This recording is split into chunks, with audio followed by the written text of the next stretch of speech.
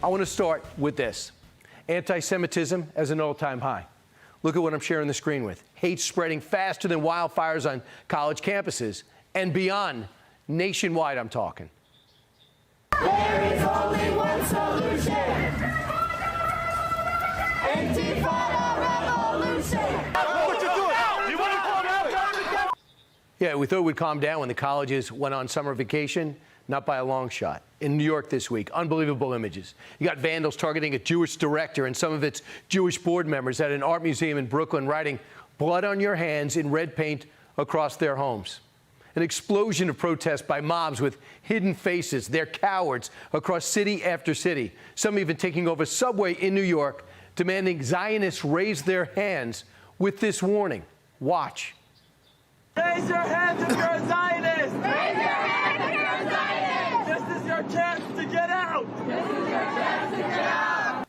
In California, anti-Israeli protesters take over Cal State Los Angeles. Yep, Cal State. They said, okay, put up your encampments and just be quiet. We'll support you. And they decide to take over a building, stranding several faculty members inside, essentially keeping them hostage for 8 hours while they trash the building. It comes on the heels of Israel's nearly impossible daring rescue on 2 separate locations. It's unbelievable, this story. You got a clean rescue of 4 hostages that cost the life of a Special Forces commander who was actually in the lead. Normally, this whole operation would be lauded, but instead, you actually have critics, not because hostages were saved, but because they were saved and how they did it. Watch. This latest operation, we now know, took more than 200 civilians. So no. While we are no beacon of virtue and participated directly in this specific monstrosity, we have not operated this way, and our citizens have not all just accepted brazen war crimes. We are profoundly shocked at the impact on civilians of the Israeli forces operation in Al-Nusayrat at the weekend to secure the release of 4 hostages. It could have been successful with far fewer civilian casualties. Oh, really? One of the most difficult special operations you could imagine. And these critics sit in a air-conditioned control room and judge them.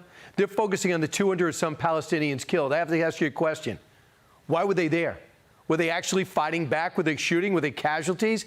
Absolutely. Would anyone be upset if there were Afghans killed en route to eliminating bin Laden? Don't think so. While rescuing our hostages in Iran in 1979, had Jimmy Carter pulled it off and been successful, had word gotten out that the Iranians had been killed, would we have been upset if we got back our 52 hostages? Of course not.